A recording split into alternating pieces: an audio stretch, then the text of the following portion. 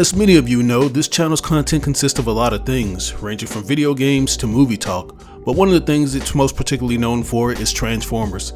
It's no secret that I love breaking down any and everything regarding these robots, from the way they're utilized in the films all the way down to their functionalities. Originally, I wanted to do a versus video featuring both live action versions of Bumblebee. I've already done similar uploads for Optimus and Megatron, so rightfully so, the next upload would have been the Bee-ster. But after watching Godzilla vs. Kong that's now streaming on HBO Max, I got inspired to do something a little different. I mean, it's still complete within my wheelhouse since the contestants I'm going to be talking about are both robots, and they are Mechagodzilla and Mechagodzilla. Specifically, Monsterverse Mechagodzilla and Ready Player One Mechagodzilla. I got tired of you crybabies whining over who won the fight between your favorite two Kaijus. It's gotten downright redundant, and people tend to forget that Mechagodzilla stomped the crap out of both of them before they got the drop on them. If you ask me, he stole the show. The same can be said when he made his appearance 3 years ago in Ready Player One. Both of these incarnations of the metallic Kaiju destroyer arguably stole the show in their respective pictures, and it took a great deal of teamwork from their enemies to bring them down. Which is no surprise since Mechagodzilla was for all intents and purposes created as the last-ditch effort to stop enemy threats, or in most cases Godzilla. He was originally inspired by Mecha Kong from the Japanese film King Kong's Counterattack, or King Kong Escapes as it's titled in America. And I kinda find it ironic since we now have him featured alongside Kong in his most recent appearance. But before we talk about his Monsterverse incarnation, I think it's only right that we talk about his Ready Player One incarnation since it came out a few years prior. I know the biggest argument going against this version is the fact that it's a virtual simulation as opposed to a practical one, but at the end of the day, these monsters are nothing more than CGI models, and I'm going to be talking as if RP1 Mechagodzilla was actually real. In Ernest Cline's novel Ready Player One and its film adaptation, the main antagonist Nolan Sorrento controls a full-size Mechagodzilla replica during the climactic battle in the virtual reality environment. While cited as one of the largest mechs in the Oasis upon its introduction in 2011, this incarnation is the smallest Mechagodzilla in pop culture. In the book, it's based after the 2002 Kiryu design, but the art designer Jared Krajewski speculated that legal restrictions prevented Warner Bros. From simply using Kiryu or another existing Mechagodzilla design. Per Toho's request, he based his final design on Noriyoshi Arai's advanced poster artwork for Godzilla vs. Mechagodzilla 2, which depicted an angular transforming version of Mechagodzilla. In Krajewski's words, Toho sent him Arai's poster and said, "Make it like this." And what I really love about this version is that it pays homage to the previous incarnations that came before it. It features most of the signature components from the original 74 Showa era Mechagodzilla, such as his missile fingers and the signature spikes on his head, as well as the ones going down to his back and tail. And the face resembles the 2014 Monsterverse Godzilla, while the body itself features advanced cybernetics and wiring that are very reminiscent of the 2002 Kiryu design. But moving on, let's talk about the movieverse Godzilla, because the inspiration behind this thing is interesting. I went into this video thinking it would be somewhat of a swerve from the usual Transformers content, but it seems like it was destiny for me to make this video, because according to the director Adam Wingard, the busy and sometimes ugly designs of the Bayformers inspired a simpler design for his Mechagodzilla. Adam says, and I quote, "I remember watching the third Transformers movie in the theater. It was one of those things where I was with a date, and we got there late, and the only seats that were available were literally in the front row. And so I'm sitting there watching Transformers 3 in the front row, and I couldn't tell what the hell was going on. The Transformers, they just look like metal. They look like a plane crash. So I thought, that's the thing I want to avoid. They were too complex. There are too many moving parts, and I couldn't latch onto anything.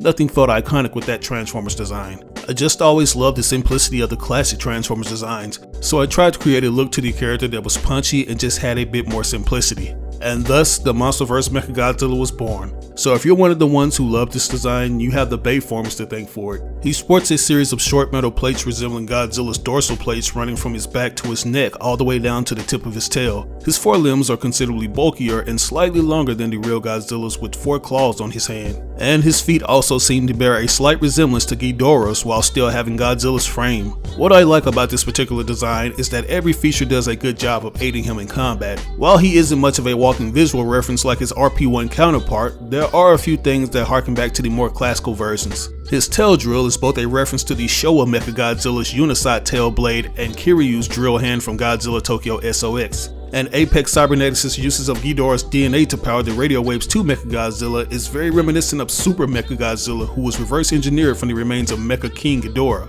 This guy did a lot of damage for the small window of time he had in the film. Despite going up against both Godzilla and Kong, Mechagodzilla managed to fight off and overpower both monsters. So as you can see, both candidates have a lot going for them in terms of features. Now if you were to ask me who I think wins in terms of the overall designs category, then I'd have to go with RP1 Mechagodzilla. I honestly wouldn't have minded if they straight up ripped this version and added more textures to him and put it in their movie. Since the face resembles the Monsterverse Godzilla, he would fit in perfectly within that world. I thought the design of MV Mechagodzilla would grow on me, especially after that spoilery toy leak we got, but it's too simplistic for my taste. Considering the fact that Legendary has a pretty solid track record with designs like the Jaegers from the Pacific Rim series, I was expecting this design to blow me completely out of the water, but it simply didn't. Now wait 1 minute, just gotta pause from the script and clarify that while I was editing this video, it was confirmed that the same concept artist who worked on Ready Player One's Mechagodzilla worked on Godzilla vs. Kong's version as well. I tried to get in contact with him to see what went into the creative process, but I never got any response. So the only thing we have to go by is what the director said. But with all that aside, let's talk about how the weapons and features stack up against one another,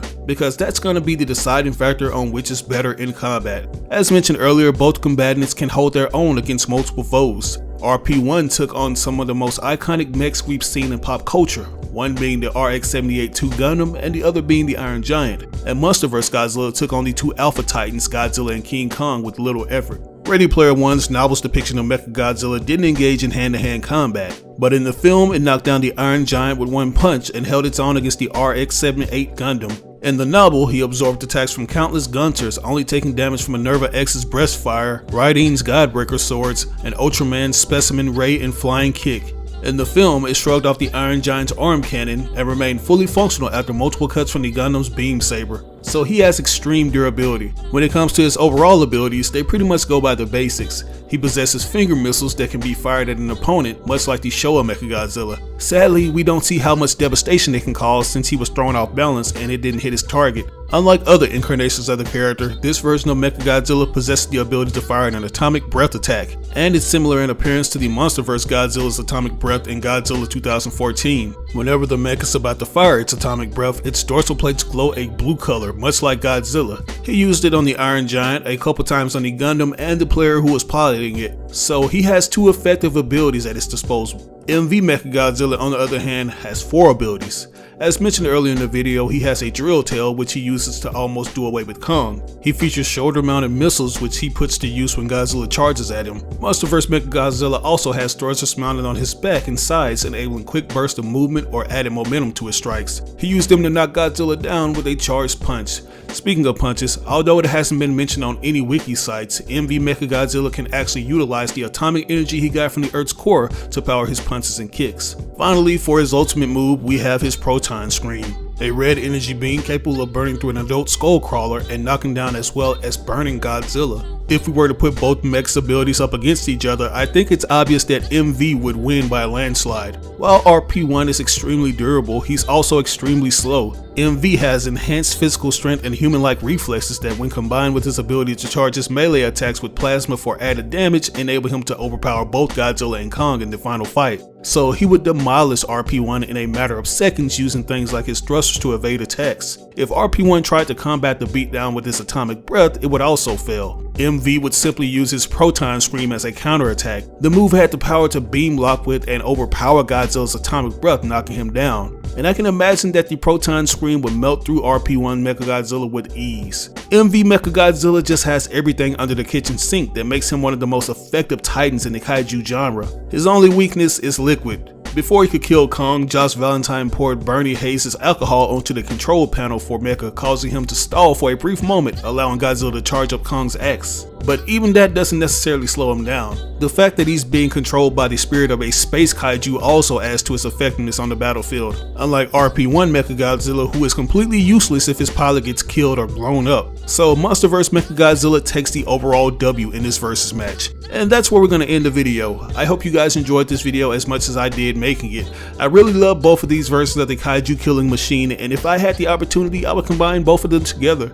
I pick RP1's design since it's far superior in my opinion and give it MV's abilities. But what do you guys think? Do you agree or completely disagree with me? Let me know down in the comments below. As always, I ask you like or dislike the video. It doesn't have to be a thumbs up, it can be a thumbs down. Any feedback is good feedback and will only help me improve on my channel. But if you just so happen to enjoy the video, I would appreciate it greatly if you shared it with all your friends and followers on social media outlets. Sharing really makes a difference. But once again, this is your boy RBG signing out on another video. I'll catch you guys later. Peace out.